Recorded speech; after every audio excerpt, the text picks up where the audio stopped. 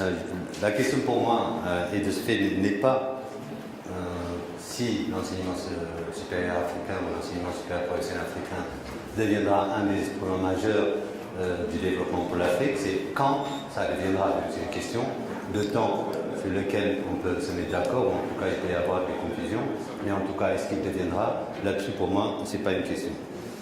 Mais il est évident que plus tôt le temps sera là, moins le coût de cet enseignement supérieur sera moins élevé. Donc plus on attendra, plus ça coûtera plus cher, plus tôt on fera les choses, on sera dans une meilleure situation. Parce que faire des choses qui ne fonctionnent pas coûte beaucoup plus cher que de faire des choses qui fonctionnent. Il est intéressant de noter que dans la réunion de Dakar de 1992, séminaire organisé par l'UNESCO, pour les Sénégalais, ils le savent, M. André Sonko, alors ministre de l'Éducation du Sénégal, je crois ministre pour environ une dizaine d'années, a recommandé déjà dans des termes sans doute légèrement différents la nécessité impérieuse pour les formations professionnelles universitaires de s'ancrer dans le milieu professionnel. Donc on voit bien là aussi qu'il n'y a pas quelque chose de nouveau qui dit le rapport reprend quelque chose qui a été dit donc 1992, quelques années auparavant. Donc il existe apparemment, comme on dit aujourd'hui dans les discours de la Banque mondiale et des grandes institutions, ce qu'ils appellent un alignment, objective alignment, un alignement objectif entre les principes des différentes institutions. Mais on sait bien, les décideurs politiques, les institutions internationales, les décideurs économiques, la communauté universitaire dans son ensemble, ce qui inclut les bénéficiaires, c'est-à-dire les formations des étudiants, il y a un espèce d'accord sur ce principe. Alors, comment expliquer que s'il y a un diagnostic partagé, s'il y a un consensus de principe, comment expliquer que ça ne fonctionne pas? Tout le monde le sait. Sur le plan du positionnement des apprenants, s'agissant de leur préparation avant d'entrer dans les formations professionnelles, s'agissant de leurs possibilités de choix, en tout cas d'orientation, sur leurs possibilités, ou en tout cas sur leur implication, tout le monde dit que les étudiants sont au centre, donc ça veut dire qu'il faut qu'ils soient vraiment fortement mobilisés, fortement acteurs, et ainsi de suite. Ça aussi, tout le monde le sait. Mais essayons de regarder les pratiques réelles. Donc, maintenant, j'ai dit les 5 points que j'avais indiqués. Si on regarde les pratiques réelles, qu'est-ce que ça donne? Donc, à la suite des différentes recommandations mentionnées précédemment, aujourd'hui, la présence de nombres non négligeables dans les conseils d'administration des universités, on voit de plus en plus arriver, je dirais, des gens d'entreprise. Mais qu'est-ce qu'on leur demande?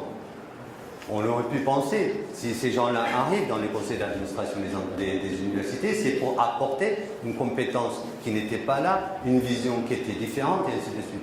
Mais pour l'anecdote, j'ai fait partie d'un certain nombre de conseils d'administration, on se rend compte, ce qu'on demande aux universitaires, enfin en tout cas, ce qu'on demande, le lapsus, ce qu'on demande aux entreprises, c'est d'agir comme des universitaires.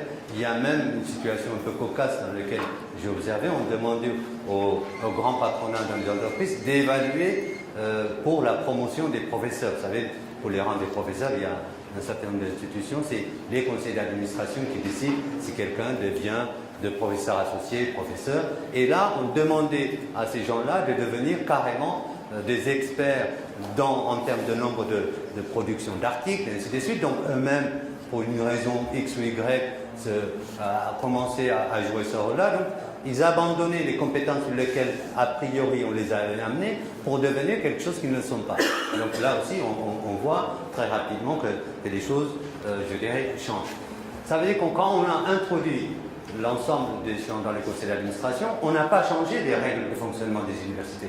On n'a pas changé le nombre, comment on évalue, je veux dire dans la promotion des rangs par exemple, que j'ai dit tout à l'heure, comment on évalue les rangs. Est-ce qu'on prend en compte par exemple, si dans le cas, c'est plus le nombre d'articles, c'est plus le nombre de cours enseignés, mais on aurait pu ajouter d'autres. Mais non, on n'a pas changé ça. On a laissé tel quel, et simplement on a introduit des nouveaux acteurs, qui ces acteurs-là ne font pas de nouvelles choses dans la mesure où ils n'étaient pas préparés. C'est la même chose quand il s'agit de relations entreprises, un des thèmes qui va être abordé dans ce séminaire, qui est structurant. Il est intéressant de voir, par exemple, dans une étude récente, je ne sais pas s'il y a des gens ici de l'Association des universités africaines, qui avait fait, commandé en tout cas avec, je crois que c'est SIDA Canada, il y a une étude qui a été faite sur, et on avait interrogé à peu près 130 universités sur quelles sont les structures qu'ils ont mis en place par rapport à relations entreprises.